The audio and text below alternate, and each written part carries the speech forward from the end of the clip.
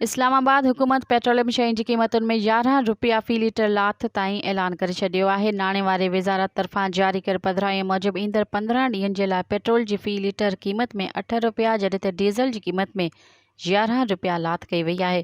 Petrol जी क़ीमत 331.38 रुपया फ़ी litre खां घटि थी 323.38 रुपया फ़ी लीटर, जॾहिं त हाई स्पीड डीज़ल जी क़ीमत 329.18 रुपया फ़ी लीटर खां घटि करे 318 रुपया फ़ी लीटर कई वई आहे। नाणे वारी वज़ारत नई क़ीमत जो ऐलान करे छॾियो आहे, जंहिं मूजिबि घटि क़ीमतूं लागू थियणु राति 12 बजे खां शुरू थी वियूं आहिनि। नाणे वारी वज़ारत चयो आहे त आलमी मंडी में पेट्रोलियम शयुनि जी क़ीमतुनि में लाथ सबबि क़ीमतूं घटि थी वियूं आहिनि।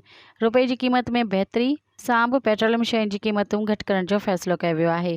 मज़ीद ख़बरनि ऐं तफ़सीलात लाइ विज़िट कयो असांजी वेबसाइट www.awamiNewsHD.com ऐं ॾिसंदा रहो अवामी न्यूज़ HD।